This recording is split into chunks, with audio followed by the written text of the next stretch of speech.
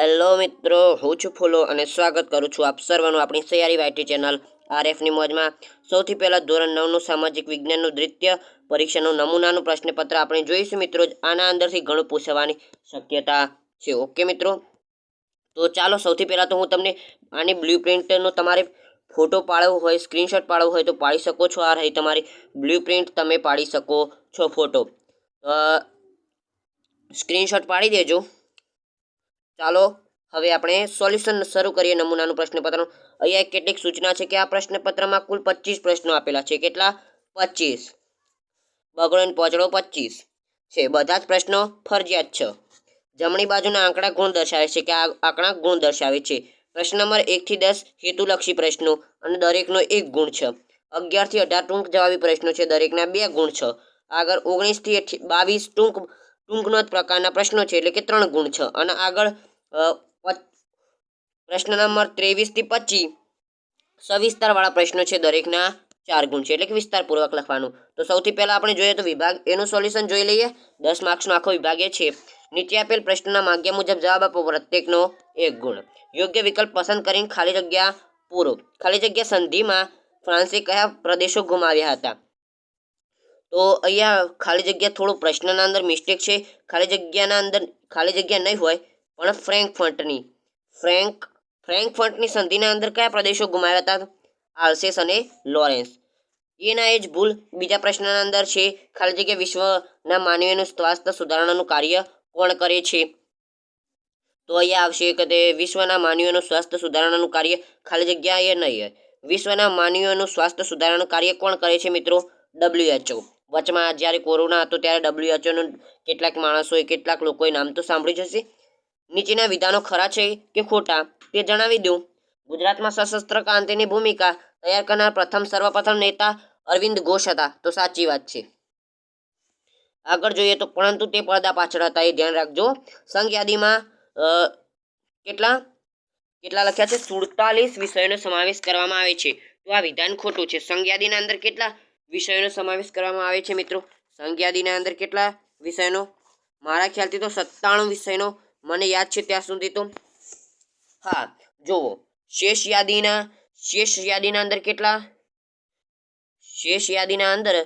કેટલાનો સમાવેશ કરવામાં આવે છે? શેષ યાદીના અંદર 47નો સમાવેશ કરવામાં આવે છે. તો તમને ખબર જ હશે.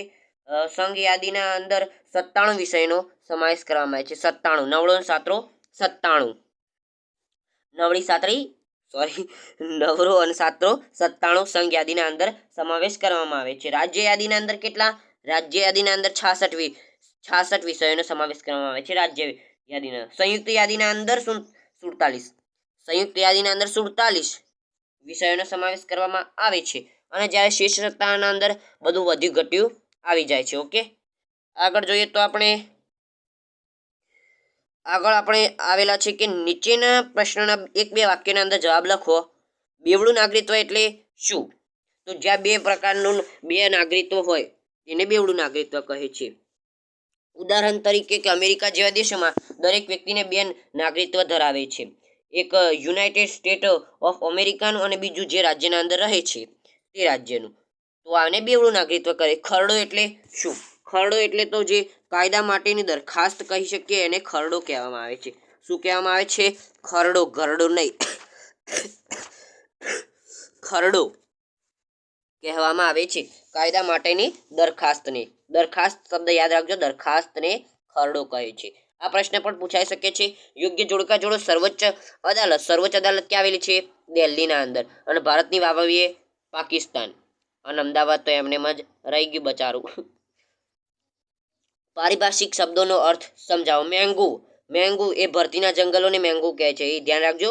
આ ભરતીના જંગલો નહીં પૂછાય, પણ મેંગ્યુ પૂછાય. મેંગ્યુ એટલે કે જ્યાં તે ભરતી આવે અને ભરતીના કારણે જે જંગલો થાય તેને મેંગ્યુ કહે, ભરતીના જંગલો. આગળ તૃણાહારી, તો જે પ્રાણીઓ માંસ ન ખાતા હોય અને ઘાસચારો ખાતા હોય તેને તૃણાહારી કહે છે. આગળ જોઈએ તો વિભાગ બી. આપણે આપણી રીતે પણ વ્યાખ્યા બનાવી શકીએ છીએ, પણ થોડી યોગ્ય રીતે બનાવજો. પછી કંઈક અલગ ને અલગ લખી દો એ ન ચાલે હો. નીચે આપેલ પ્રશ્નના માગ્યા મુજબ ઉત્તર આપો. દરેકના 2 ગુણ. 16 માર્ક્સનો છે આખો. જોઈએ તો યુરોપિયન પ્રજાને ભારત આવવાનો જન્માર્ગ શોધવાની શા માટે ફરજ પડી? વિધાન સમજાવો. ફરજ પડી, વિધાન સમજાવવાનું રહેશે. ફરજ શા માટે પડી હતી? શા માટે ફરજ પડી હતી? તો ઇસ્તંબુલ હતું એ તુર્કસ્તાનના મુસ્લિમ લોકોએ ઇસ્તંબુલ પર કબજો કરી દીધો, જીતી લીધું હતું. અને પછી ક્યાં અહીંયાથી એ યુરોપિયન ગોરાઓ લોકો અહીંયાથી તમે જે માલ સામાન લઈ જશો એ હવે બંધ કરી દેજો, અહીંયાથી તમને લઈ જવામાં આવશે નહીં, તમે નવો રસ્તો ગોતી કાઢશો. તેના માટે જળમાર્ગ નવો શોધવાની જરૂર પડી હતી. બંગાળના ભાગલા ક્યારે, કોણે અને શા માટે પાડ્યા હતા? બંગાળના ભાગલા ક્યારે, કોને અને શા માટે પાડ્યા હતા? બંગાળના ભાગલા કોણે પાડ્યા હતા? વાઇસરોય કરઝને. અને મૂળ તો કોમીવાદ ઉદ્ભવ કરવા માટે, કોમીવાદ ઉદ્ભવ કરવા માટે, પણ બહાનું કેવું આપ્યું હતું કે વિશાળ મોટો બંગાળનો પ્રાંત છે અને તેનો વહીવટ કરવામાં અમને તકલીફ પડે છે. તો બંગાળના ભાગલા 16 ઓક્ટોબર, યાદ રાખજો 16 ઓક્ટોબર.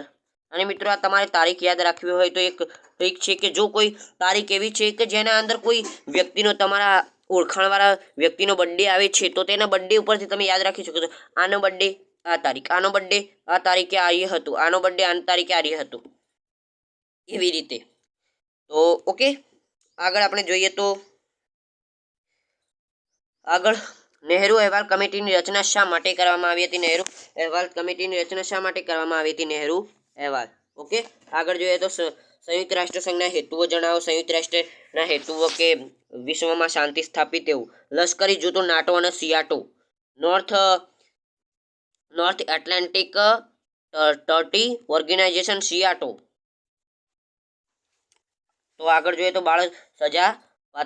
બાળમજૂરી સજાપાત્ર ગુનો છે, એ પણ લખી શકો છો. જમીનનો માત્ર પ્રકાર જણાવો. જમીનના માત્ર પ્રકાર જણાવો. કાળી જમીન, રેતાળ જમીન, પછી તે પર્વતીય જમીન, પછી બીજી લખી શકો છો તમને લૂ એટલે શું?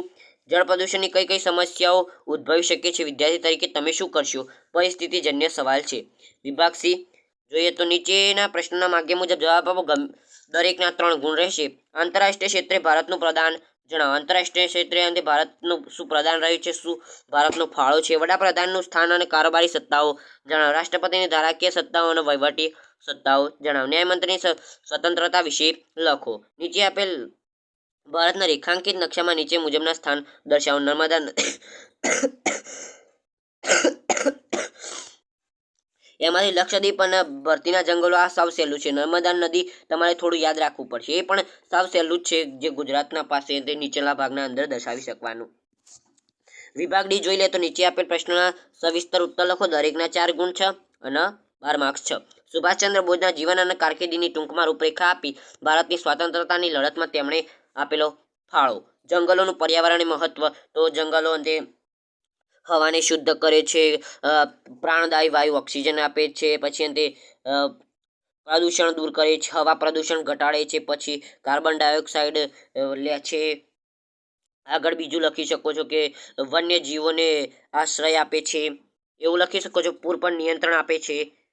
વન્યજીવ સંરક્ષણના ઉપાયો અને વન્યજીવ સંરક્ષણ માટે લેવામાં આવતા પગલાં. તો આની સાથે સોલ્યુશન પૂરું કરીશું. અને મિત્રો આ મેં તમને આગળ કીધું હતું કે આ બ્લુપ્રિન્ટનો ફોટો પાડી દેજો, આના મુજબ જ કંઈક પ્રશ્નો આવી રીતે જ પૂછાશે. ઓકે, તો ચલો આવજો. તાદાન ગુડ બાય, ટેક કેર.